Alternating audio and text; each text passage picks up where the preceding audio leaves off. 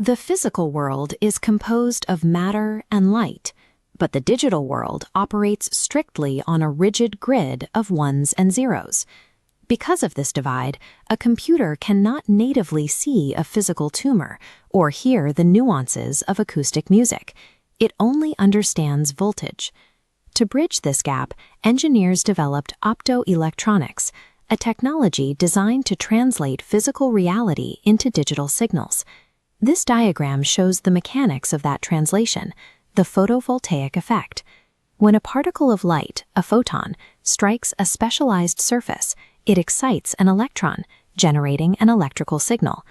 By controlling this interaction, light carries information across the digital barrier. This basic exchange, using light to generate a signal, was the standard for playing music in record stores for decades. Today, that same interaction supports a global biophotonics market valued at over $80 billion. The standard compact disc is the foundational model for optical translation. It relies on a laser operating at a 780 nanometer wavelength, an infrared light invisible to the human eye. This diagram shows the laser moving across a disc's polycarbonate layer. When the beam hits a pit that is exactly 125 nanometers deep, the angle of the reflection changes. The system registers those specific shifts to read out the sequence of ones and zeros. But reading an existing surface is only half the battle. To store new data, engineers had to figure out how to use light to etch permanent information into a solid material. The solution was the rewritable CD. Instead of pre-pressed pits, it uses a high-power right laser to melt a specific metal alloy made of tellurium and antimony. Engineers control how fast the melted alloy cools. Slow cooling forms a transparent crystalline grid, letting the read laser pass to register a 0. Rapid cooling, quenching, freezes atoms in an opaque state, blocking reflection to register a 1.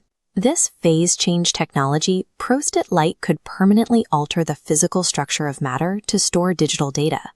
Reading a static metal disc is a controlled, predictable process. But to capture the high-speed motion of the real world, digital cameras had to overcome a physical bottleneck in their sensor hardware. Early camera sensors processed electrical charges row by row.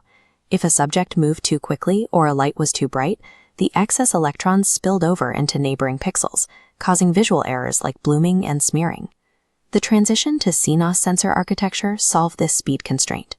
This comparison shows the structural difference.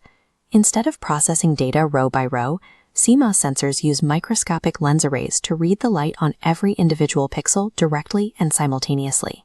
This direct readout capability changed the relationship between machines and reality, providing the frame rates needed to resolve rapid motion without introducing visual artifacts.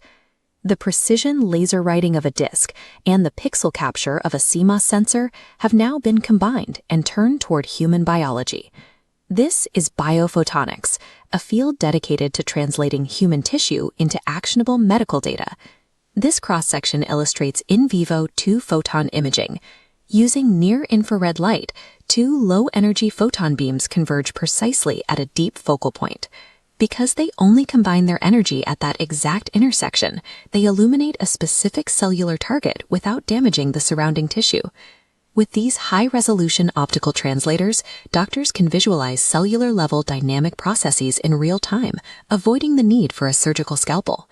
The current frontier of optoelectronics pairs these biological sensors with nanoscale enhancements.